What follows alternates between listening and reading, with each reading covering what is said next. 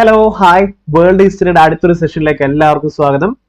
അപ്പം നമ്മുടെ aim study സെന്ററിന്റെ വേൾഡ് ഹിസ്റ്ററിയിലത്തെ റെവല്യൂഷൻ ക്ലാസ് ആണ് ഇത്. ഓക്കെ, അപ്പം ഇതിൽ നമ്മൾ പഠിക്കാൻ പോകുന്നത് ഫ്രഞ്ച് വിപ്ലവമാണ്. ഇതെല്ലാം പഠിച്ചിട്ട് നമുക്ക് ലാസ്റ്റ് ഇതെല്ലാം കൂടെ റിവൈസ് ചെയ്താലേ നമുക്ക് യൂസ്ഫുൾ ആയിട്ട് നിൽക്കത്തുള്ളൂ. അത് ഞാൻ ചെയ്തു തരാം. അപ്പം നിങ്ങൾ എന്താ ചെയ്യേണ്ടത്, അവസാനം വരെ ഇത് ഫുൾ ഫോക്കസോടുകൂടി കാണുക. ഓക്കെ, ഈ പടമൊക്കെ കണ്ടോ അല്ലേ? ഇതൊക്കെ നമുക്ക് ചോദ്യമായിട്ട് വരും. ഗില്ലറ്റിനൊക്കെ ഈ പടത്തിന്റെ അകത്തുണ്ട്. അതൊക്കെ എന്താണ് എന്നുള്ള ചോദ്യം ഉൾപ്പെടെ നമുക്ക് ആവശ്യമാണ്. അപ്പോ നമുക്ക് തുടങ്ങിയാലോ?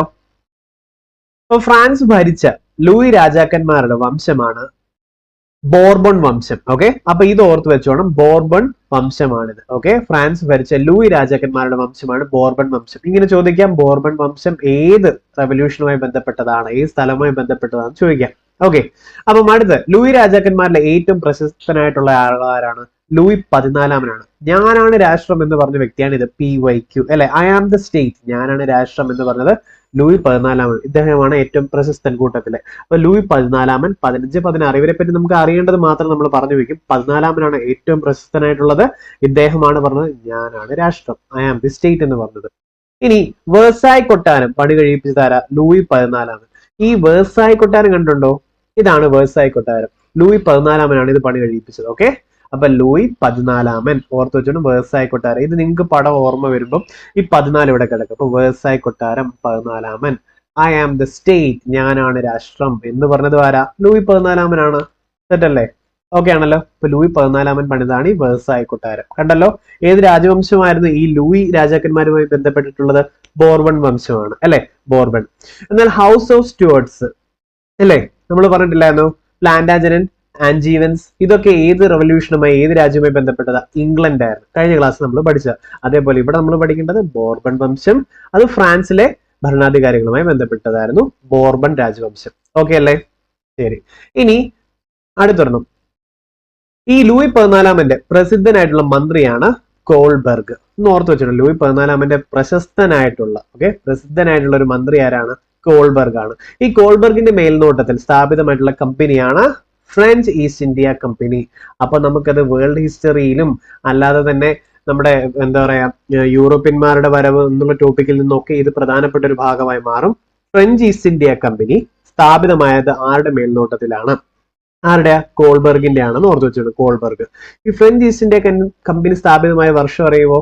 1664. അപ്പൊ ഫ്രഞ്ച് ഈസ്റ്റ് ഇന്ത്യ കമ്പനി സ്ഥാപിതമായത് 1664 കോൾബർഗിന്റെ നേതൃത്വത്തിൽ. ഈ കോൾബർഗ് ആരുടെ പ്രധാനപ്പെട്ട ഒരു മന്ത്രിയായിട്ടാണ് നമ്മളിപ്പോ പഠിച്ചത്? ലൂയി 14 വേഴ്സായ് കൊട്ടാരം പണിതും ഐ ആം ദി സ്റ്റേറ്റ് എന്ന് പറഞ്ഞ ആളുമാണ്. ഇത്ര ഓക്കെ അല്ലേ? അല്ലേ? French East India company, Kohlberg, 1664. Ready? ഇനി വിപ്ലവങ്ങളുടെ മാതാവ് ഫ്രഞ്ച് വിപ്ലവമാണ് അല്ലെ. പാർലമെന്റുകളുടെ മാതാവ് ബ്രിട്ടീഷ് പാർലമെന്റ് ആണ്. വിപ്ലവങ്ങളുടെ മാതാവ് എന്ന് പറയുന്നതോ ഫ്രഞ്ച് വിപ്ലവമാണ്. വിപ്ലവങ്ങളുടെ മാതാവ് ഫ്രഞ്ച് വിപ്ലവം. റെഡി? ശരി. ഫ്രഞ്ച് വിപ്ലവം നടന്ന വർഷം 1789. 1, 7, 8, 9 അല്ലെ. 7, 8, 9, 10 എന്ന് പറയത്തില്ലേ? 7, 8, 9 1789. 1789 വിപ്ലവങ്ങളുടെ മാതാവ് ഫ്രഞ്ച് വിപ്ലവം. വിപ്ലവങ്ങളുടെ മാതാവ് ഫ്രഞ്ച് വിപ്ലവം. ഫ്രഞ്ച് വിപ്ലവം നടന്നത് 1789. ഇത് പറയുമ്പോൾ ബ്ലഡ്ലെസ് റെവല്യൂഷൻ, ഗ്ലോറിയസ് റെവല്യൂഷന്റെ കൂടെ ഞാൻ വർഷം പറഞ്ഞ റിവിഷൻ ആയിട്ട് കിട്ടത്തില്ലേ? അത് ഏത് വർഷമായിരുന്നു? 1688 ഗ്ലോറിയസ് റെവല്യൂഷൻ അല്ലെ, ബ്ലഡ്ലെസ് റെവല്യൂഷൻ, രക്തരഹിത വിപ്ലവം 1688.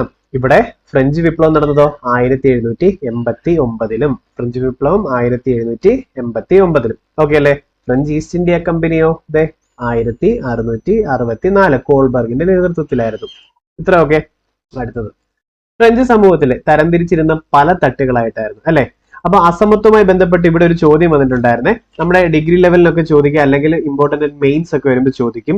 രാജാവിന്റെ ഏകാധിപത്യ ഭരണത്തിനെതിരെയും ഉപരിവർഗത്തിന്റെ ജന്മിത്വത്തിനെതിരെയും ഏത് വിപ്ലവവുമായി ബന്ധപ്പെട്ടായിരുന്നു ചോദിച്ചു കഴിഞ്ഞാൽ പറയാം, ഫ്രഞ്ച് വിപ്ലവമാണ്. ഓക്കെ, ഫ്രഞ്ച് വിപ്ലവമാണെന്ന് ഓർത്തു വെച്ചോളും. ഓക്കെ, രാജാവിന്റെ ഏകാധിപത്യ ഭരണത്തിനെതിരെയും പിന്നെ ഈ സമൂഹത്തിലുള്ള അസമത്വത്തിനെതിരെയും കേട്ടോ, ഉപരിവർഗത്തിന്റെ ജന്മിത്വത്തിനെതിരെയും നടന്നതാണ് ഫ്രഞ്ച് റെവല്യൂഷൻ എന്ന് ഓർത്തു വെച്ചോണം. ഇമ്പോർട്ടന്റ്.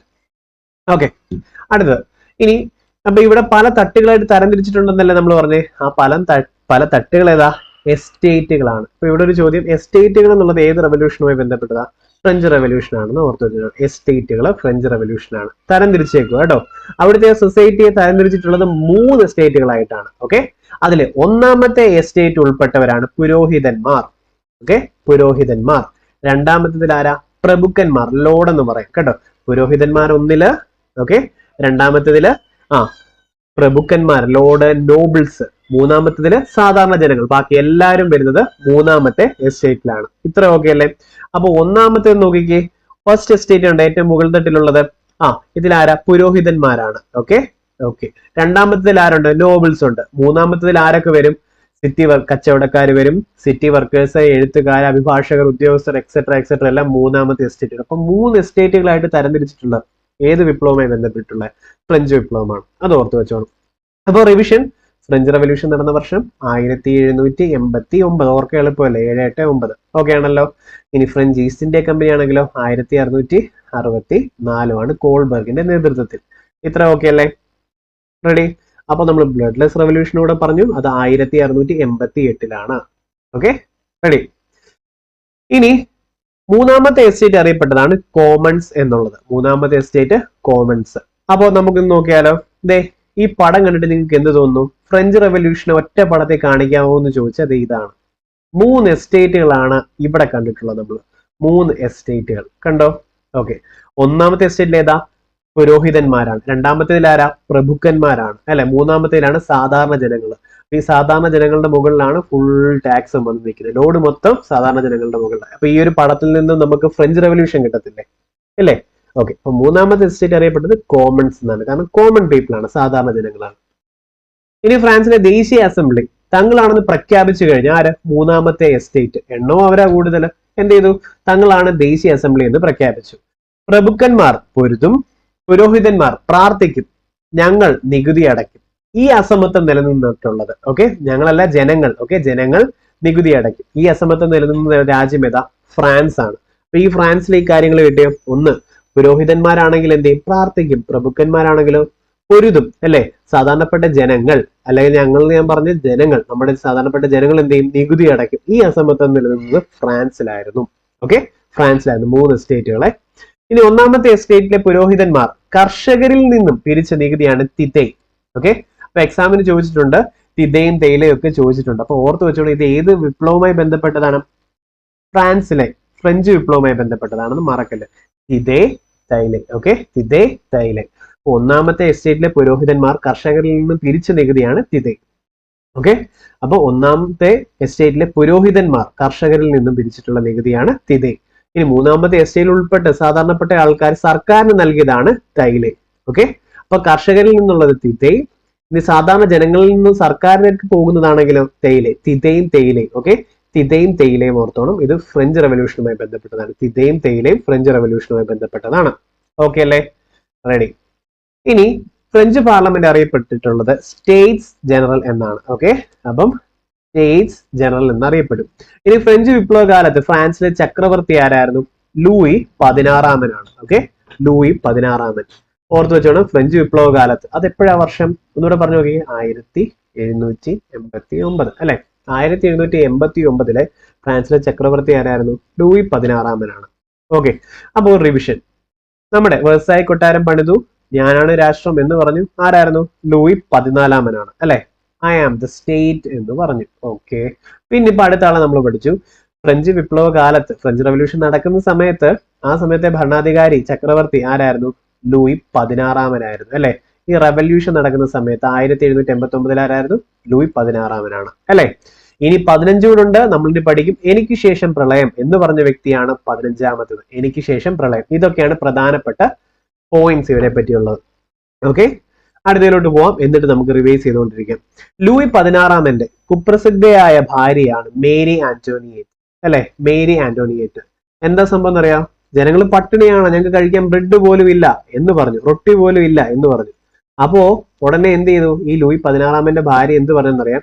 നിങ്ങൾക്ക് റൊട്ടി ഇല്ലെങ്കിൽ എന്താ, കേക്ക് തിന്നൂടെ എന്ന്. അത്രേ ഉള്ളൂ. വീട്ടിൽ കഞ്ഞി പോലും ഇല്ല നമ്മൾ പറയുമ്പോൾ ഒരാൾ നമ്മുടെ അടുത്ത് പറയുക, നിങ്ങൾക്ക് കഞ്ഞി എന്തിനാ, ബിരിയാണി തിന്നൂടെ? അത് സെയിം തന്നെ പറഞ്ഞു. അപ്പം ഇത് ഓർത്ത് വെച്ചോണം. ഓക്കെ, അപ്പൊ സുന്ദരി പക്ഷേ ശൂന്യമായ തലച്ചോറിനുടമ എന്നുള്ള പേര് കേട്ടിട്ടുള്ളത് ആരാ? മേരി ആന്റോണിയേറ്റ് ആണെന്ന് ഓർത്തോണം അല്ലേ? സ്വാഭാവികം. ഇനി ഫ്രഞ്ച് വിപ്ലവ കാലത്ത് നിങ്ങൾക്ക് റൊട്ടി ഇല്ലെങ്കിൽ എന്താ കേക്ക് തിന്നുകൂടെ എന്ന് അഭിപ്രായപ്പെട്ടത് ആരാ? മേരി ആന്റോണിയേറ്റ് ആണെന്ന് ഓർത്തോണം. ഇനി പുതിയ നികുതികൾ ചുമത്താൻ വേണ്ടിയാണ് എന്ത് ചെയ്തു? ലൂയി 16 ജനപ്രതിനിധി സഭയായിട്ടുള്ള സ്റ്റേറ്റ്സ് ജനറൽ വിളിച്ചു ചേർത്തു. അപ്പൊ ഒരു കാര്യങ്ങൾ ഓർത്തോണേ, സ്റ്റേറ്റ്സ് ജനറൽ ഏത് വിപ്ലവവുമായി ബന്ധപ്പെട്ടതാ? സ്റ്റേറ്റ്സ് ജനറൽ ഫ്രഞ്ച് റവല്യൂഷനുമായി ബന്ധപ്പെട്ടതാ. സ്റ്റേറ്റ്സ് ജനറൽ ഫ്രഞ്ച് വിപ്ലവവുമായി ബന്ധപ്പെട്ടതാ. അപ്പം ഈ നികുതി തിതയും തൈലയും ഓർത്തു വെച്ചോണേ കേട്ടോ. തിതയും തൈലയും ഓർത്തു വെച്ചോണം. ഓക്കെ, അപ്പം തിതയും തൈലയും. ഇത് കൂടാതെ അടുത്ത നികുതികൾ ചുമത്തുന്നതിനായിട്ട് എന്ത് ചെയ്തു? സ്റ്റേറ്റ്സ് ജനറൽ വിളിച്ചു കൂട്ടി. ആര്? ലൂയി 16. ഇത് ഓർത്തു വെച്ചോളൂ, ലൂയി 16. ഈ റവല്യൂഷൻ നടക്കുമ്പോൾ ആരായിരുന്നു എന്നുള്ളത് റിപ്പീറ്റഡ് ചോദ്യമാ. അത് ലൂയി 16 ആണ്. അദ്ദേഹം സ്റ്റേറ്റ്സ് ജനറൽ വിളിച്ചു ചേർത്തു 1789. ഓക്കെ, ഈ സ്റ്റേറ്റ്സ് ജനറലുകളിലെ എസ്റ്റേറ്റുകളുടെ എണ്ണമാണ് 3 അല്ലെ?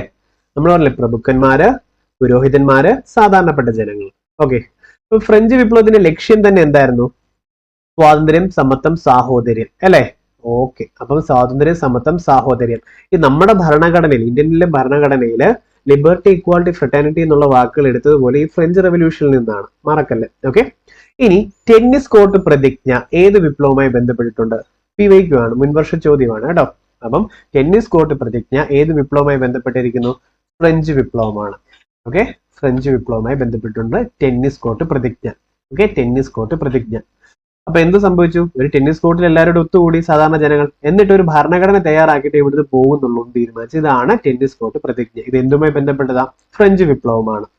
ഈ ടെന്നീസ് കോർട്ട് പ്രതിജ്ഞ നടന്ന വർഷം നിങ്ങൾ പഠിക്കണം, 1789 ജൂൺ 20.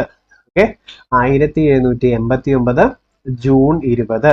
ഓക്കെ, ജൂൺ 20 പഠിച്ചു വെക്കും. ടെന്നീസ് കോർട്ട് പ്രതിജ്ഞയാണ് ജൂൺ 20. റവല്യൂഷൻ 1789 നമുക്ക് അറിയാമല്ലോ അല്ലെ? 1789 ആണ് റവല്യൂഷൻ. ടെന്നീസ് കോർട്ട് പ്രതിജ്ഞയാണെങ്കിൽ ജൂൺ 20. ടെന്നീസ് കോർട്ട് ആണെങ്കിൽ ജൂൺ 20. ടെന്നീസ് കോർട്ട് പ്രതിജ്ഞ ജൂൺ 20. ഓക്കെ, അപ്പം ഫ്രഞ്ച് ഈസ്റ്റ് ഇന്ത്യ കമ്പനിയോ 1664. ഇനി ഫ്രഞ്ച് റവല്യൂഷനോ 1789. ടെന്നീസ് കോർട്ട് പ്രതിജ്ഞയോ 1789 ജൂൺ 20. ഓർക്കോ അല്ലേ? ഇനി ഓരോ എസ്റ്റേറ്റിനും ഓരോ വോട്ട് മതിയെന്നും ഓരോ അംഗത്തിനും ഓരോ വോട്ട് വേണ്ട എന്നും വാദിച്ചു അല്ലെ? ഓരോ എസ്റ്റേറ്റിനും ഓരോ വോട്ടാണെങ്കിൽ പ്രഭുക്കന്മാരുടെ എസ്റ്റേറ്റിനും പിന്നെ പുരോഹിതന്മാരുടെ ആകുമ്പോൾ തന്നെ 2 വോട്ടായി. സാധാരണ ജനങ്ങളുടെ എണ്ണം കൂടുതലാണ്, ഇപ്പോൾ അവർക്ക് 1 വോട്ടേ വരത്തുള്ളൂ. അതിന് പകരം ഓരോ വ്യക്തികൾക്ക് ഓരോ വോട്ടെന്നാക്കണം എന്ന് പറഞ്ഞത് 3ാമത്തെ എസ്റ്റേറ്റ് ആണ്. അപ്പം ഗതി മാറത്തില്ലേ? അത്രേ ഉള്ളൂ അല്ലെ? അപ്പം ടെന്നീസ് കോർട്ട് പ്രതിജ്ഞ 1789 ജൂൺ 20. 1789 ജൂൺ 20 ആണ്. 3ാമത്തെ അസംബ്ലി അടുത്തുള്ള ഒരു ടെന്നീസ് കോർട്ടിൽ സമ്മേളിക്കുകയും ഫ്രാൻസിനെ ഒരു ഭരണഘടന തയ്യാറാക്കിയ ശേഷം മാത്രമേ പിരിയുകയുള്ളൂ എന്ന് പ്രതിജ്ഞ ചെയ്യുകയും ചെയ്തതാണ് ടെന്നീസ് കോർട്ട് പ്രതിജ്ഞ അല്ലെ? വർഷം 1789 ജൂൺ 20. ബൈഹാർട്ട് ചെയ്യണേ, 1789 ജൂൺ 20. 1789 ജൂൺ 20 ബൈഹാർട്ട് ചെയ്യണം കേട്ടോ. ടെന്നീസ് കോർട്ട് പ്രതിജ്ഞ ഫ്രഞ്ച് റവല്യൂഷനുമായി ബന്ധപ്പെട്ടതാണ്. പിന്നെ സ്റ്റേറ്റ്സ് ജനറൽ എന്തുമായി ബന്ധപ്പെട്ടതാ? ഫ്രഞ്ച് റവല്യൂഷനുമായി ബന്ധപ്പെട്ടത്. എസ്റ്റേറ്റുകൾ എന്തുമായി ബന്ധപ്പെട്ടതാ? ഫ്രഞ്ച് റവല്യൂഷനുമായി ബന്ധപ്പെട്ടതാ. ഓക്കെ, ഇനി ബോർബൺ രാജവംശം എന്തുമായി ബന്ധപ്പെട്ടതാ? ഫ്രഞ്ച് റവല്യൂഷൻ ആണ്. ഓക്കെ ഓക്കെ, അപ്പം അതേപോലെ പ്ലാന്റാജനന്റ്, ആൻജീവൻസ്, പിന്നെ ഹൗസ് ഓഫ് സ്റ്റുവർട്ട്സ്, ഇത്ര എണ്ണവും ഇംഗ്ലണ്ടിലെ റവല്യൂഷനുമായി ബന്ധപ്പെട്ടത്, ഇംഗ്ലണ്ടിലെ രാജവംശവുമാണ്, മറക്കല്ലേ. ബോർബൺ രാജവാഴ്ചയുടെ പ്രതീകമായി അറിയപ്പെട്ടിരുന്ന തടവറ ഏതാണെന്ന് ചോദിച്ചു കഴിഞ്ഞാൽ ബാസ്റ്റിൽ കോട്ടയാണ്. കണ്ടോ, ഇതാണ് ബാസ്റ്റിൽ കോട്ട. ഓക്കെ, അപ്പം അവരുടെ ഒരു മെയിൻ ആണ് ഈ ബാസ്റ്റിൽ കോട്ട. ഓക്കെ, ഈ ബാസ്റ്റിൽ കോട്ട അങ്ങ് തകർത്ത് അവരുടെ മെയിൻ അങ്ങ് പോയല്ലോ. ഇതാണ് അവിടുത്തെ ജനങ്ങൾ ചെയ്യുന്നത്. ബാസ്റ്റിൽ കോട്ട തകർക്കപ്പെട്ടു ഏത് വർഷം? 1789 ജൂലൈ 14. ഇമ്പോർട്ടന്റ് ആണ്. അപ്പം ഇത് 1789 ആണ്, ഇത് ജൂലൈ 14 ആണ്. ഓക്കെ ഓക്കെ, ഇനി 1789 ജൂൺ 20 എന്താ? ടെന്നീസ് കോർട്ട് പ്രതിജ്ഞ. റവല്യൂഷനോ 1789. ഈസ്റ്റ് ഇന്ത്യ കമ്പനി 1664 അല്ലെ? കോൾബർഗ്. ഇത്രയും കാര്യങ്ങൾ ബൈഹാർട്ട് ചെയ്യുമോ? എസ്റ്റേറ്റുകൾ എന്തുമായി ബന്ധപ്പെട്ടതാ? French revolution. ഫ്രഞ്ച് റവല്യൂഷൻ നടന്ന വർഷം ഏതാ? 1789. ടെന്നീസ് കോർട്ട് പ്രതിജ്ഞ 1789 ജൂൺ 20 അല്ലെ? ബാസ്റ്റിൽ കോട്ട തകർത്തു, ബോർബൺ രാജവംശത്തിന്റെ പ്രതീകമാണ്. അത് 1789 July 14. June 20 tennis court, July 14 ബാസ്റ്റിൽ കോട്ട തകർത്തു. ജൂൺ 20 ടെന്നീസ് കോർട്ട്, ജൂലൈ 14 ബാസ്റ്റിൽ കോട്ട തകർത്തു. ജൂൺ 20 ടെന്നീസ് കോർട്ട്, ജൂലൈ 14 ബാസ്റ്റിൽ കോട്ട തകർത്തു. ഓക്കെ ആണല്ലോ? തകർത്ത പടം കണ്ടല്ലോ. ഓക്കെ, അപ്പൊ ഇതിന്റെ ഡേറ്റ് നമുക്ക് കൊടുക്കാം. അപ്പൊ കുറച്ചുകൂടി റിവിഷൻ ആണ്. 1789 ബോർബൺ രാജവംശത്തിന്റെ പ്രതീകമായത് അല്ലേ? ഓക്കെ, ഇനി ഡേറ്റ് ആണെങ്കിൽ ജൂലൈ 14. Okay, July 14. ഇനി ഇത് കണ്ടോ, എന്ത് തോന്നുന്നു? ആ സമയത്ത് ഒരാളെ വധിക്കാൻ വേണ്ടിയുള്ള ഒരു മെത്തേഡ് ഇതായിരുന്നു. ഓക്കെ, അപ്പൊ നമുക്കത് എന്താന്ന് നമുക്ക് നോക്കിയിട്ട് വന്നാലോ. ഓക്കെ, ഫ്രഞ്ച് വിപ്ലവ കാലത്ത് പുരോഹിതന്മാരെ പ്രഭുക്കന്മാരെ വധിക്കാൻ ഉപയോഗിച്ച ആയുധം ഏതായിരുന്നു? ഗില്ലറ്റിൻ എന്ന് പറയും. ഓക്കെ, ഗില്ലറ്റിൻ എന്ന് പറയും. ഇതാണ് ആ ഗില്ലറ്റിൻ.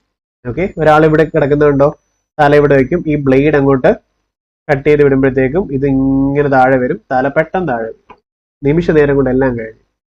ഓക്കെ, അപ്പൊ ഇതിന് ഉപയോഗിച്ചിരുന്ന മെത്തേഡാണ് ഗില്ലറ്റിനാണ് ഉപയോഗിച്ചിട്ടുണ്ടായിരുന്നത് കേട്ടോ. ഇതാണ് ഗില്ലറ്റിന്. ഓക്കെ, അപ്പം ഫ്രഞ്ച് വിപ്ലവത്തിന്റെ ആരംഭമായി കണക്കാക്കിയ സംഭവം എന്താ? ബാസ്റ്റിൽ ജയിലിന്റെ തകർച്ച. ബാസ്റ്റിൽ കോട്ടയുടെ ബാസ്റ്റിൽ ജയിലിന്റെ തകർച്ച. കണ്ടോ നിന്ന് കത്തുന്നത്? 1789 ജൂലൈ 14 അല്ലെ? എന്നാൽ ആ ജൂലൈ 14 എന്തായി മാറി? ഫ്രാൻസിന്റെ ദേശീയ ദിനമായി മാറിയിട്ടുണ്ട്. ഓക്കെ, അപ്പൊ ഒന്നുകൂടെ റിമൈൻഡ് ചെയ്യുക. 1789 ജൂൺ 20 ആണെങ്കിൽ ടെന്നീസ് കോർട്ട് പ്രതിജ്ഞയായിരുന്നു.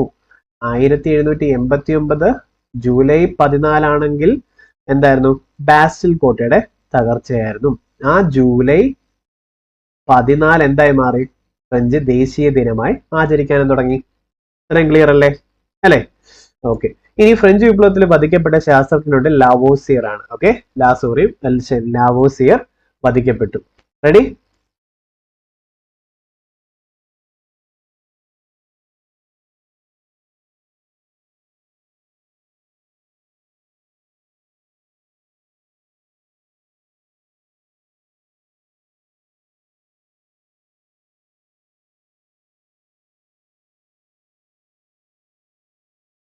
ഇനി രാജവാഴ്ച അവസാനിപ്പിച്ച് റിപ്പബ്ലിക് ഭരണത്തിന് വേണ്ടി നിലകൊണ്ട പ്രസ്ഥാനമാണ് Jacobin club. Okay, Jacobin club. രാജവാഴ്ച അവസാനിപ്പിക്കുക, എന്നിട്ട് റിപ്പബ്ലിക് അല്ലെ, റിപ്പബ്ലിക് ഭരണത്തിന് വേണ്ടി നിലകൊണ്ട പ്രസ്ഥാനം ഏതാ? Jacobian club. നമ്മൾ ഓർത്തു വെക്കേണ്ട സംഭവങ്ങൾ എന്ന് പറഞ്ഞാൽ ജാക്കോബിയൻ ക്ലബ്ബ് എന്തുമായി ബന്ധപ്പെട്ടതാ? ഫ്രഞ്ച് റെവല്യൂഷനുമായി ബന്ധപ്പെട്ടതാ അല്ലെ? പ്രൈഡ്സ്ബർഗ് എന്തുമായി ബന്ധപ്പെട്ടതായിരുന്നു? രക്തരഹിത വിപ്ലവവുമായി ബന്ധപ്പെട്ടതായിരുന്നു അല്ലെ? ഇങ്ങനത്തെ കാര്യങ്ങൾ ഓർത്തു വെച്ചോണം. റോസ് യുദ്ധങ്ങൾ എന്തായിരുന്നു? ഇംഗ്ലണ്ടിലെ ഇന്റേണൽ യുദ്ധങ്ങളായിരുന്നു, അതല്ല ആഭ്യന്തര യുദ്ധങ്ങളായിരുന്നു റോസ് യുദ്ധങ്ങൾ. ഓക്കെ, ഇനി ജാക്കോബിൻ ക്ലബിന്റെ നേതാവുണ്ട്, റോബേസ്പിയർ ആണ്. ഓക്കെ, റോബേസ്പിയർ ആണ് ജാക്കോബിൻ ക്ലബിന്റെ നേതാവ്. പഠിച്ചു വെക്കും. റോബേസ്പിയറിനെ കണ്ടോ അല്ലെ? നല്ലൊരു ഒതുക്കൊക്കെ ഉണ്ട് അല്ലെ? എന്നാ കണ്ടോ.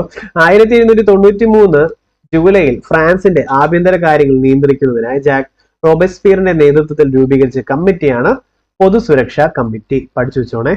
ആരുടെ നേതൃത്വത്തിലാ? റോബേസ്പിയറിന്റെ അല്ലെ? റോബേസ്പിയറിന്റെ നേതൃത്വത്തിൽ ആരംഭിച്ച പൊതുസുരക്ഷാ കമ്മിറ്റി. റോബേസ്പിയറിന്റെ നേതൃത്വത്തിൽ പൊതുസുരക്ഷാ കമ്മിറ്റി. റോബേസ്പിയറിന്റെ നേതൃത്വത്തിൽ പൊതുസുരക്ഷാ കമ്മിറ്റി. ഓക്കെ, റോബേസ്പിയറിന്റെ നേതൃത്വത്തിൽ പൊതുസുരക്ഷാ കമ്മിറ്റിയാണ്. ഇമ്പോർട്ടന്റ് ആണ്, മറക്കൽ. റോബേസ്പിയറിന്റെ നേതൃത്വത്തിൽ പൊതുസുരക്ഷാ കമ്മിറ്റി. ഓക്കെ, ശരി. ഇനി രാജ്യം എന്നാൽ പ്രദേശമല്ല ജനങ്ങളാണ് അല്ലെ? രാജ്യം എന്നാൽ പ്രദേശമല്ല ജനങ്ങളാണെന്ന് പറഞ്ഞത് ഫ്രഞ്ച് വിപ്ലവമാണ്. ഇനി ഫ്രഞ്ച് വിപ്ലവത്തിന്റെ ഉത്തേജനം നൽകിയ ചിന്തകന്മാരുണ്ട്. ഇവരും എന്തുമായി ബന്ധപ്പെട്ട, ഏത് വിപ്ലവവുമായി ബന്ധപ്പെട്ട ഞാൻ ചോദിക്കും. വോൾട്ടയർ, റിസോ, മോണ്ടെസ്ക്യൂ. ഓക്കെ, വോൾട്ടയർ, റിസോ ആൻഡ് മോണ്ടെസ്ക്യൂ ആണ്. വോൾട്ടയർ, റിസോ, മോണ്ടെസ്ക്യൂ. ഓക്കെ, ഈ തത്വചിന്തകരെ ഏത് റെവല്യൂഷനുമായി ബന്ധപ്പെട്ടെന്ന് ചോദിച്ചാൽ ഫ്രഞ്ച് വിപ്ലവമാണെന്ന് ഓർത്തോണം. ഫ്രഞ്ച് വിപ്ലവത്തിന് ഉത്തേജനം നൽകിയ ചിന്തകന്മാരാണ് റിസോ, വോൾട്ടയർ ആൻഡ് മോണ്ടെസ്ക്യൂ. റെഡി അല്ലേ? ഓക്കെ ആണോ? ഇനി ജനാധിപത്യത്തെയും റിപ്പബ്ലിക്കിനെയും പ്രോത്സാഹിപ്പിച്ച ഫ്രഞ്ച് ചിന്തകനാണ് മോണ്ടെസ്ക്യൂ. ഓക്കെ, ഇവിടെ ഗവൺമെന്റിന് നിയമനിർമ്മാണമെന്നും അല്ലെ, ലെജിസ്ലേറ്റീവ്, കാര്യനിർവഹണം, എക്സിക്യൂട്ടീവ്, നീതിന്യായം, ജുഡീഷ്യറി എന്നിങ്ങനെ എന്ത് ചെയ്തു? തരം തിരിച്ചിട്ടുള്ളത് ആരാ? മോണ്ടെസ്ക്യൂ ആണെന്ന് ഓർത്തു വെച്ചോണം. ഓക്കെ, മോണ്ടെസ്ക്യൂ ആണ്. എല്ലാം ഒരാടെ മണ്ടയ്ക്ക് വെക്കാതെ മൂന്നാക്കി തിരിച്ചു മോണ്ടെസ്ക്യൂ അങ്ങ് ഓർത്തോണം കേട്ടോ. അപ്പൊ ജുഡീഷ്യറി, എക്സിക്യൂട്ടീവ്, ലെജിസ്ലേച്ചർ എന്നിങ്ങനെ മൂന്നായിട്ട് തരംതിരിച്ചത് മോണ്ടെസ്ക്യൂ ആണെന്ന് ഓർത്തോണം. അത് ഇമ്പോർട്ടന്റ് ആണ്. ഓക്കെ, ഇനി നിയമങ്ങളുടെ അന്തസ്ഥ എന്നുള്ളത് സ്പിരിറ്റ് ഓഫ് ലോ, ഈ പ്രസിദ്ധമായ കൃതി രചിച്ചത് ആരാ? മോണ്ടെസ്ക്യൂ ആണ്. ഇത് ബൈഹാർട്ട് ചെയ്യണം, ചോദിച്ചുകൊണ്ടിരിക്കുന്ന ഒന്നുമാണ്. The spirit of law. Okay, സ്പിരിറ്റിന് വേണ്ടി ക്യൂ ആണെന്ന് ഓർത്താൽ മതി. മോണ്ടെസ്ക്യൂ ഓർത്തോളൂ. സ്പിരിറ്റിന് വേണ്ടി ക്യൂ ആണ് കേട്ടോ. സ്പിരിറ്റിന് വേണ്ടി ക്യൂ ആണ്. ഓക്കെ, സ്പിരിറ്റിന് വേണ്ടി ക്യൂ ആണ്. Spirit of law, Montesquieu. Spirit of law, Montesquieu ആണ്. ഇനി ഫ്രഞ്ച് വിപ്ലവത്തിന്റെ 100ാം വാർഷികത്തോടനുബന്ധിച്ച് പാരീസിൽ പടുത്തുയർത്തപ്പെട്ട ഗോപുരമാണ് ഈഫൽ ടവർ. ഓക്കെ, യുക്തി, ചിന്ത, സമത്വം, മനുഷ്യ സ്നേഹം എന്ന് പ്രോത്സാഹിപ്പിച്ച ഫ്രഞ്ച് ചിന്തകനാര വോൾട്ടയർ ആണ്. Okay, Voltaire. വോൾട്ടയറിന്റെ നമുക്ക് നോക്കണം. പിന്നെ ആരുടെ നോക്കണം? റുസോയുടെ നോക്കണം. നോക്കിക്കേ, വോൾട്ടയറിന്റെ യഥാർത്ഥ നാമവും തന്നിട്ടുണ്ട്. ഫ്രാങ്കോയിസ് മേരി അറൗട്ട് എന്നുള്ളതാണ് വോൾട്ടയറിന്റെ യഥാർത്ഥ നാമം. ഓക്കെ ആണോ? ഫ്രഞ്ച് വിപ്ലവത്തിന്റെ പിതാവ് എന്നറിയപ്പെടുന്നത് കേട്ടോ. ഫ്രഞ്ച് വിപ്ലവത്തിന്റെ പിതാവ്. ഇവിടെ പ്രവാചകൻ റുസോ ആയിരിക്കും. പിതാവ് ആരാ? വോൾട്ടയർ ആണ്. ഓക്കെ, പിതാവ് വോൾട്ടയർ ആണ്. ഫ്രഞ്ച് വിപ്ലവത്തിന്റെ പിതാവ് ആരാണ്? വോൾട്ടയർ ആണ്. ഫ്രഞ്ച് വിപ്ലവത്തിന്റെ റെവല്യൂഷന്റെ പിതാവ് ആരാ? വോൾട്ടയർ ആണ്. ഓക്കെ, പിതാവ് വോൾട്ടയർ ആണ്. എന്നാൽ പ്രവാചകനുണ്ട്, അതുകൊണ്ടാണ് ഫാദർ ആയിട്ടുള്ള പിതാവിനെ ഞാൻ പറഞ്ഞത് വോൾട്ടയർ ആണെന്നും പ്രവാചകൻ റുസോയാണ്. ഓക്കെ, പ്രവാചകൻ റുസോയാണ്. പ്രവാചകൻ റുസോയാണ്. ഓക്കെ, അപ്പൊ പ്രവചനമൊക്കെ നല്ല രസമാണെന്ന് നിങ്ങളത് ഓർത്താ അത് കിട്ടും കേട്ടോ. ശരി, ഇനി റുസോയുടെ പ്രസിദ്ധമായിട്ടുള്ള കൃതിയാണ് സോഷ്യൽ കോൺട്രാക്ട്. ഇത് ഭയങ്കര റിപ്പീറ്റഡ് ചോദ്യമാണ്. ഇത് സോഷ്യൽ കോൺട്രാക്ട് എഴുതിയത് ആരാ? റുസോയാണ്. സോഷ്യൽ മീഡിയ ഭയങ്കര രസമാണെന്ന് ഓർക്കാം. പറ്റത്തില്ലേ? എല്ലാവരും സോഷ്യൽ ആകുന്നത് നല്ല രസമാണെന്ന് ഓർത്താൽ റുസോയെ കിട്ടും. Social contract Rousseau, social contract Rousseau, social contract Rousseau ഓർത്തു വെച്ചോണം. ഓക്കെ അല്ലേ? ഇനി റിപ്പബ്ലിക് എന്ന ആശയം ആദ്യമായി അവതരിക്കപ്പെട്ട ഗ്രന്ഥമാണ് social contract. Okay, social contract ഓർത്തോണം. റിപ്പബ്ലിക് എന്ന ആശയം ആദ്യമായി അവതരിക്കപ്പെട്ട ഗ്രന്ഥം സോഷ്യൽ കോൺട്രാക്ട് ആണ്. സോഷ്യൽ കോൺട്രാക്ട് ആരുടെയാ? സോഷ്യൽ മീഡിയ നല്ല രസമാണ് റുസോ കേട്ടോ. ഓക്കെ, ഫ്രഞ്ച് വിപ്ലവത്തിന്റെ പിതാവ് ആരാണ്? വോൾട്ടയർ. ഫ്രഞ്ച് വിപ്ലവത്തിന്റെ പ്രവാചകൻ ആരാണ്? റുസോയുമാണ്. ഇനി ഭരിക്കുന്നവരും ഭരിക്കപ്പെടുന്നവരും തമ്മിലുള്ള ഒരു സാമൂഹിക ഉടമ്പടി സോഷ്യൽ കോൺട്രാക്ട് ആണ് അല്ലെ. അതിന്റെ ഫലമാണ് ഭരണകൂടം എന്ന് അഭിപ്രായപ്പെട്ടത് റുസോയാണ്. ഓർത്തു വെച്ചോണേ, ഭരിക്കുന്നവരും ഭരിക്കപ്പെടുന്നവരും തമ്മിലുള്ള ഒരു ഉടമ്പടിയാണ് ഈ ഭരണകൂടം. ഇത് പറയുന്നത് റുസോയാണ്. സോഷ്യൽ കോൺട്രാക്ട് ആരുടെ? റുസോയുടെയാണ്. ഇനി മനുഷ്യൻ സ്വതന്ത്രനായാണ് ജീവിക്കുന്നത്, എന്നാലും എല്ലായിടത്തും ഓക്കെ അവൻ ചങ്ങലയിലാണെന്ന് പറയുന്നു. ഓക്കെ ആണോ?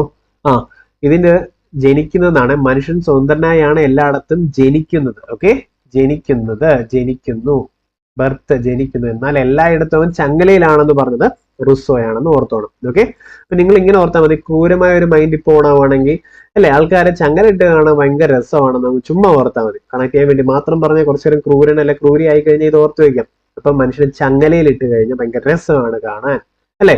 ചങ്ങലയിലെ രസമാണ്. മനുഷ്യൻ ജനിക്കുന്നത് സ്വതന്ത്രനായിട്ടാണെങ്കിലും എല്ലായിടത്തും ചങ്ങലയിലാണ് അല്ലെ. ചങ്ങല രസമാണ്. സോഷ്യൽ മീഡിയ രസമാണ് അല്ലെ. പ്രവാചകൻ രസമാണ് റുസോ. ഇതൊക്കെ ഒന്ന് ഓർത്തു വെച്ചോണേ. എന്നാൽ ഫ്രഞ്ച് വിപ്ലവത്തിന്റെ പിതാവ് എന്ന് പറഞ്ഞത് ആരായിരുന്നു? വോൾട്ടയർ ആയിരുന്നു. പ്രവാചകൻ റുസോയുമാണ്. ഓക്കെ അല്ലേ? ഇനി ലിറ്റിൽ കോർപ്പറലിനെ നമുക്കൊന്ന് പഠിച്ചാലോ? ഇത് കണ്ടിട്ട് ആരായിട്ട് തോന്നും? ഇതാണ് നെപ്പോളിയൻ ബോണപ്പാർട്ട്. ഓക്കെ, ഇതാണ് നെപ്പോളിയൻ ബോണപ്പാർട്ട്. ഫ്രഞ്ച് വിപ്ലവത്തിന്റെ ശിശുവാണ് ഇദ്ദേഹം അല്ലെ. ഫ്രഞ്ച് വിപ്ലവത്തിന്റെ ശിശുവാണ് Napoleon Bonaparte. Okay, little corporal, man of destiny എന്നൊക്കെ അറിയപ്പെടുന്നത് ആരാ? നെപ്പോളിയൻ ബോണപ്പാർട്ട് ആണ്. അപ്പൊ little corporal, man of destiny എന്നീ പേരുകളിലൊക്കെ അറിയപ്പെടുന്നത് ആരാണ്? നെപ്പോളിയൻ ബോണപ്പാർട്ട് ആണ്.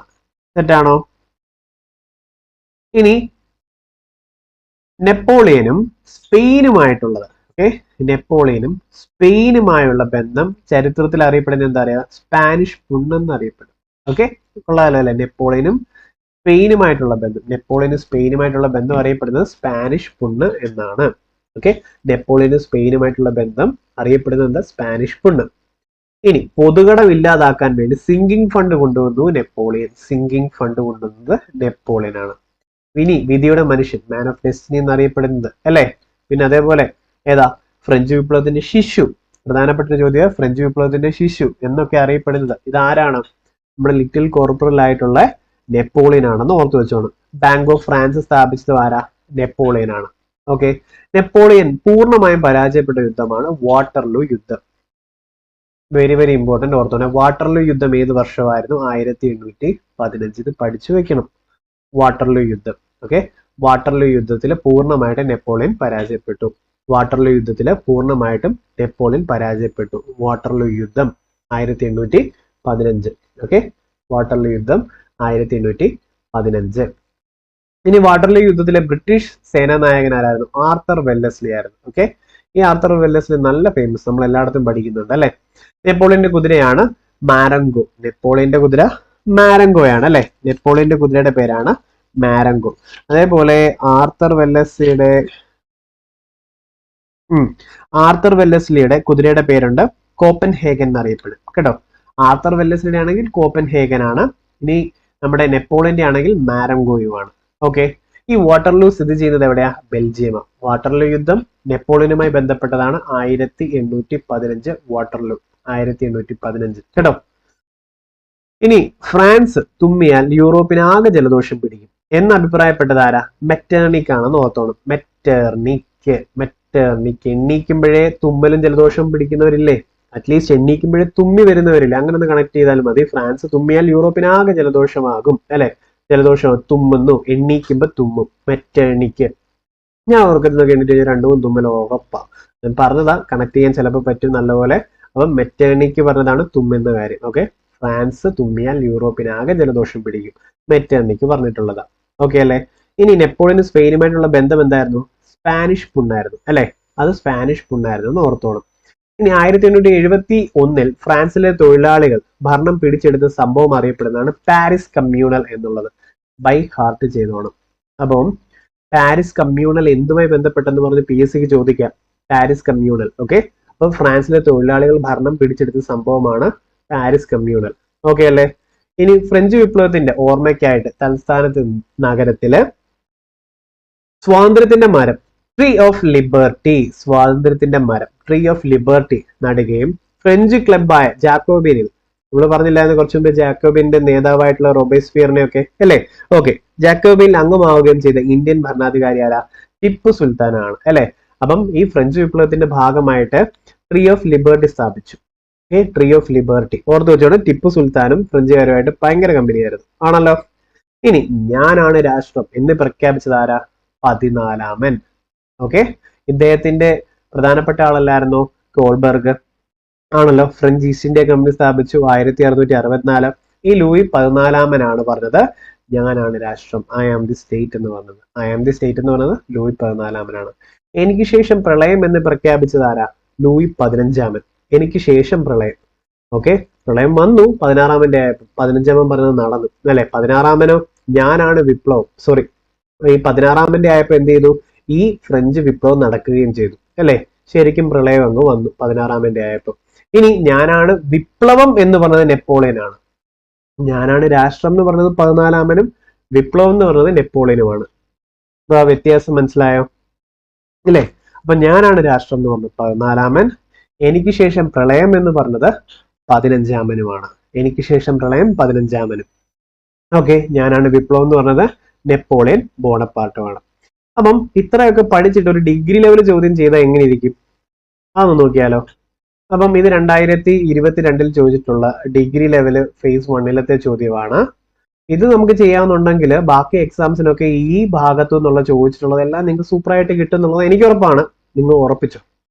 അപ്പൊ താഴെ പറഞ്ഞ പോലെ ഏത് പ്രസ്താവനയാണ് ശരിയായുള്ളത്? അപ്പൊ നമ്മൾ ശരിയിൽ ടിക്ക് ചെയ്യുന്നു. ഇവിടെ ടിക്ക് കൊടുത്തു.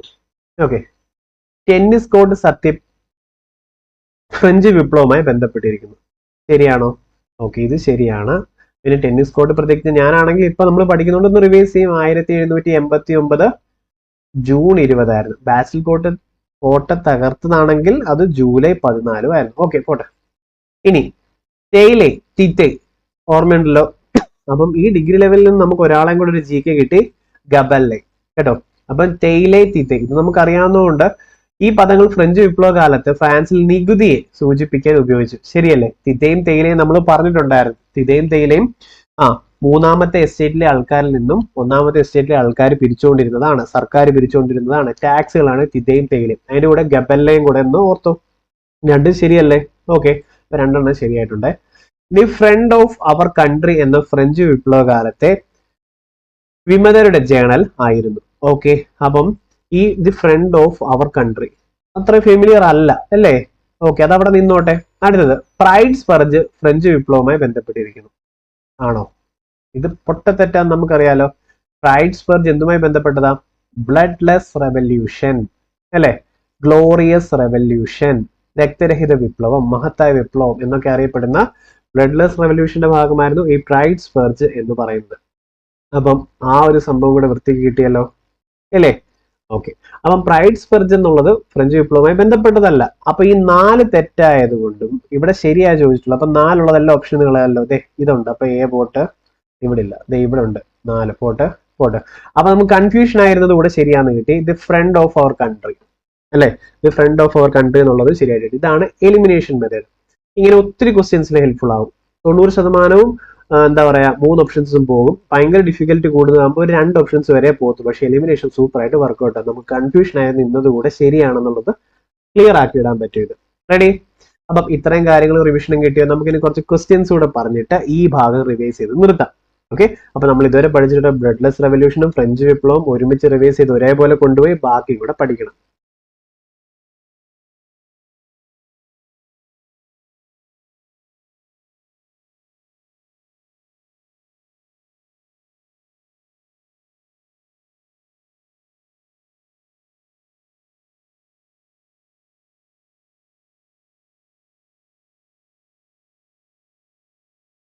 ഹായ്, നമ്മൾ ഫ്രഞ്ച് വിപ്ലവം പഠിച്ചു. അതിന്റെ മോക്ക് ടെസ്റ്റുകൾ ഫുള്ള് നമുക്ക് ചെയ്ത് നോക്കാം. അപ്പോൾ റിവിഷൻ ആയിട്ട് കിട്ടും. ഓക്കെ, അപ്പൊ ലൂയി രാജാക്കന്മാരിലെ ഏറ്റവും പ്രശസ്തനായിട്ടുള്ള വ്യക്തി ആരായിരുന്നു? പറഞ്ഞായിരുന്നു നമ്മള് ലൂയി 14-മനാണ് അല്ലെ. ഐ ആം ദ സ്റ്റേറ്റ്, ഞാനാണ് രാഷ്ട്രം എന്ന് പറഞ്ഞ വ്യക്തിയാണ് 14-മൻ. ഓർത്തു വെച്ചോളൂല്ലോ അല്ലെ. ഈ 14-മന്റെ പ്രസിദ്ധനായിട്ടുള്ള ആ മന്ത്രി ആരായിരുന്നു?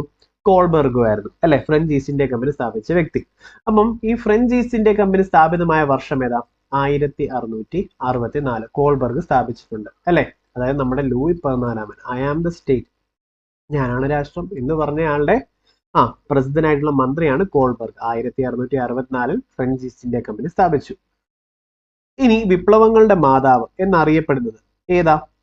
ഫ്രഞ്ച് വിപ്ലവമാണ് അല്ലെ. ഫ്രഞ്ച് വിപ്ലവമാണ് വിപ്ലവങ്ങളുടെ മാതാവ് എന്ന് അറിയപ്പെടുന്നത്. ഇനി ഫ്രഞ്ച് വിപ്ലവം നടന്ന വർഷം എളുപ്പം ഓർക്കല്ലോ. 1 2 3 4 5 6 7 8 9 ഓർത്തോണം. 1789 1789 ഫ്രഞ്ച് വിപ്ലവം നടന്ന വർഷമാണ്. ഈ പ്രഭുക്കന്മാർ പൊരുതും, പുരോഹിതന്മാർ പ്രാർത്ഥിക്കും അല്ലെ, ജനങ്ങൾ നികുതി അടയ്ക്കും. ഈ അസമത്വം നിലനിന്നിരുന്ന രാജ്യം അല്ലെങ്കിൽ ഇത് ഏത് വിപ്ലവവുമായി ബന്ധപ്പെട്ടതാണ്? ഇങ്ങനെ തന്നെ ഇത് ചോദിക്കും. അപ്പം ഇതേതാണ്? ഫ്രാൻസിൽ നടന്നതാണ്. ഫ്രഞ്ച് വിപ്ലവവുമായി ബന്ധപ്പെട്ടതാണ്. 3 എസ്റ്റേറ്റുകളായിട്ട് തരംതിരിച്ചിട്ടുള്ളതും ഈ ഫ്രഞ്ച് വിപ്ലവവുമായി ബന്ധപ്പെട്ടതാണ് അല്ലെ. ഓക്കെ, ഇനി അടുത്തത് ഒന്നാമത്തെ എസ്റ്റേറ്റിലെ പുരോഹിതന്മാർ കർഷകരിൽ നിന്നും കർഷകരിൽ നിന്നും ഈടാക്കിയിട്ടുള്ള ആ ഒരു ടാക്സിന് പറയുന്ന പേരെന്താണ്? ഒന്നാമത്തെ എസ്റ്റേറ്റിലെ പുരോഹിതന്മാർ കർഷകരിൽ നിന്നുമുള്ളത് തിഥയാണ്. ഓക്കെ, നിങ്ങൾ അങ്ങനെ ഡെപ്തി പഠിക്കുന്നതിന് പകരം തിഥയും തൈലയും ഗബല്ലയും ഒക്കെ ഒന്ന് ഓർത്ത് വെക്കുക. ഓക്കെ, തിഥേ. അപ്പം പുരോഹിതന്മാർ കർഷകരിൽ നിന്നും ഈടാക്കുന്നതാണ് തിഥേ. ഇനി അടുത്തത് മൂന്നാമത്തെ എസ്റ്റേറ്റിൽ ഉൾപ്പെട്ടവർ സർക്കാരിന് നൽകിയ നികുതി ഏതാണ്? അതേതാ? തേയിലയാണ് അല്ലെ. തേയില. ഇനി ഗബല്ലയും കൂടെ ഉണ്ട്. അപ്പൊ തിഥയും തൈലയും നിങ്ങളൊന്ന് ഓർത്ത് വെക്കും. ഇത്ര ഡെപ്തി നോക്കണമെന്ന് ഞാൻ പറയില്ല, എന്നാലും തിഥയും തൈലയും ഗബല്ലയും ഓർത്ത് വെച്ചോളും. ഫ്രഞ്ച് വിപ്ലവവുമായി ബന്ധപ്പെട്ട നികുതികളാണ് കേട്ടോ. ഇനി ഫ്രഞ്ച് പാർലമെന്റ് അറിയപ്പെട്ടത് എന്താ?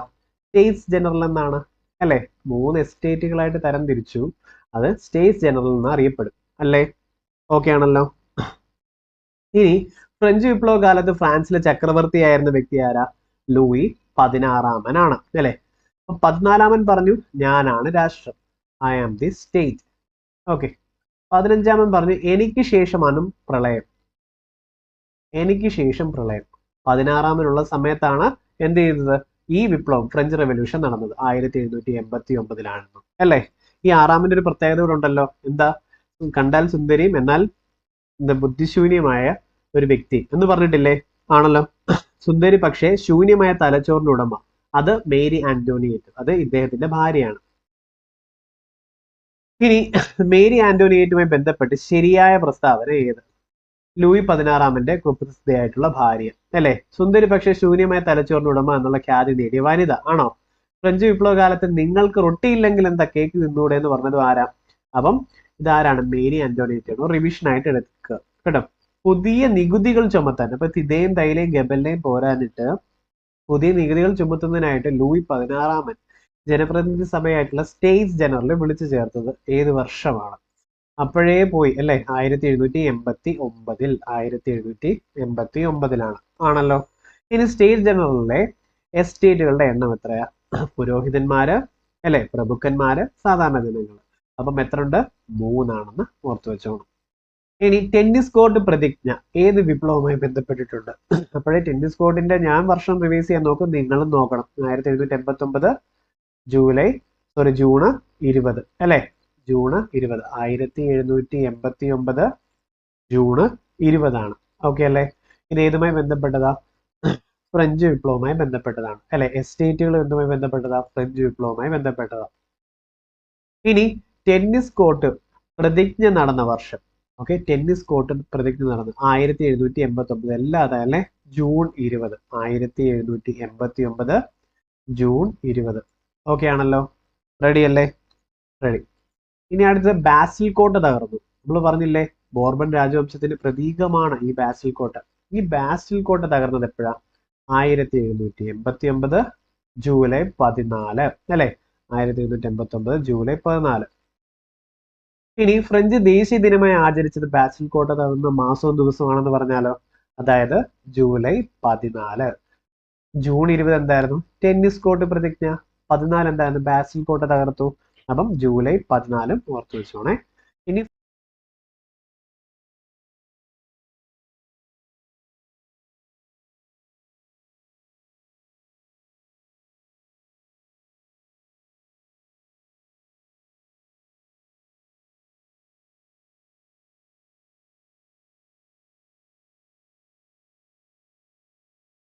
ഫ്രഞ്ച് വിപ്ലവത്തിൽ വധിക്കപ്പെട്ട ശാസ്ത്രജ്ഞൻ ആരായിരുന്നു? ലാവോസിയർ ആയിരുന്നു അല്ലെ? ലാവോസിയർ ആയിരുന്നു, ഓർത്തു വെച്ചോണം. ഇനി ജാക്കബിൻ ക്ലബിന്റെ നേതാവ് ആരായിരുന്നു? റോബേസ്പിയർ ആയിരുന്നു അല്ലെ? ഇവരിൽ ആരുമില്ല. റുസോ, വോൾട്ടയർ, മോണ്ടസ്ക്യൂ ഇവരിൽ റോബേസ്പിയർ ആയിരുന്നു നേതാവ്. ആയിരുന്നല്ലോ? റോബേസ്പിയർ ഓർത്തു വെച്ചോളൂല്ലേ? ഇനി രാജ്യമെന്നാൽ പ്രദേശമല്ല ജനങ്ങളാണെന്ന് പ്രഖ്യാപിച്ച വിപ്ലവം. Very very very important. രാജ്യമെന്നാൽ പ്രദേശമല്ല ജനങ്ങളാണെന്ന് പ്രഖ്യാപിച്ച വിപ്ലവമാണ് ഏതാ? ഫ്രഞ്ച് വിപ്ലവം. ഓർത്തു വെച്ചോളൂ. ഇനി 1793 ജൂലൈ ഫ്രാൻസിന്റെ ആഭ്യന്തര കാര്യങ്ങൾ നിയന്ത്രിക്കുന്നതിനായി റോബേസ്പിയറുടെ നേതൃത്വത്തിൽ രൂപീകരിച്ച കമ്മിറ്റി ഏതാണ്? ആ കമ്മിറ്റി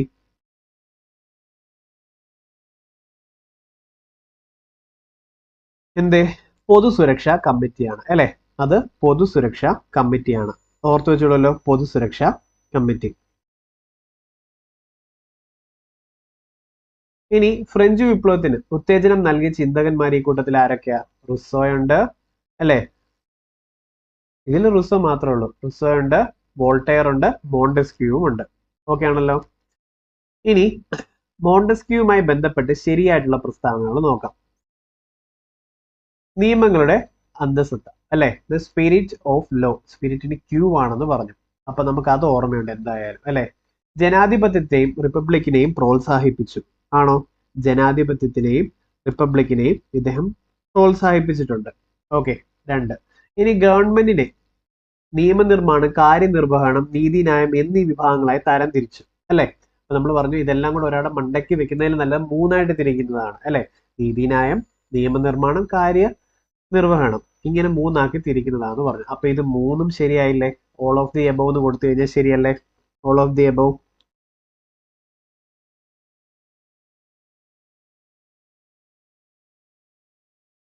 ഓക്കെ.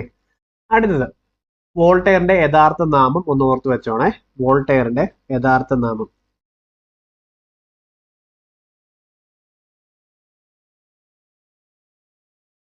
ഫ്രാങ്കോയിസ് മേരി അറൗട്ട് ആണ് കേട്ടോ. ഫ്രാങ്കോയിസ് മേരി അറൗട്ട് ആണ്. ഫ്രാങ്കോയിസ് മേരി അറൗട്ട് ആണ്. ഈ ഓപ്ഷൻസ് നിങ്ങൾ റിവിഷനായിട്ട് മാത്രം കൂട്ടിയാൽ മതി.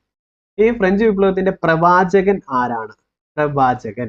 അപ്പം ഫ്രഞ്ച് വിപ്ലവത്തിന്റെ പ്രവാചകൻ ആരാ? റുസോ ആണെന്ന് ഓർത്തോണം. ഫ്രഞ്ച് വിപ്ലവത്തിന്റെ പിതാവ് എന്ന് പറയുന്നത് അതാരായിരുന്നു? അത് വോൾട്ടയർ ആയിരുന്നു അല്ലെ? ഓർത്തു വെച്ചോണേ, അത് വോൾട്ടയർ ആണ്. പ്രവാചകൻ റുസോയുമാണ്. ഇനി റുസോയുടെ പ്രസിദ്ധമായിട്ടുള്ള കൃതി ഏതാണ്? ഇത് സോഷ്യൽ കോൺട്രാക്ട് ആണ്. ഓക്കെ, ഇത് സോഷ്യൽ കോൺട്രാക്ട് ആണ്. ഇത് സോഷ്യൽ കോൺട്രാക്ട്. സോഷ്യൽ മീഡിയ നല്ല രസമാണ്, റുസോ. ഓക്കെ, അങ്ങനെ ഓർത്തോണം. പിന്നെ സോഷ്യൽ ആകെ നല്ല രസമാണ്, അത് റുസോയെ വെച്ച് കണക്ട് ചെയ്തോണം. നെപ്പോളിയൻ ബോണപ്പാർട്ടുമായി ബന്ധപ്പെട്ട് ശരിയായ പ്രസ്താവന ഏതാണ്? എന്താ? ആധുനിക ഫ്രാൻസിലെ ശില്പി എന്നറിയപ്പെടുന്നു. ആണോ? 1. ഫ്രഞ്ച് വിപ്ലവത്തിന്റെ ശിശുവാണ് അല്ലെ? ജനാധിപത്യത്തിനെയും റിപ്പബ്ലിക്കിനെയും പ്രോത്സാഹിപ്പിച്ച ഫ്രഞ്ച് ചിന്തകൻ. അത് തെറ്റാ അല്ലെ? ചിന്തകനായിരുന്നു അല്ല. അപ്പൊ എയും ബിയും ആണ് ശരിയായിട്ടുള്ളത്.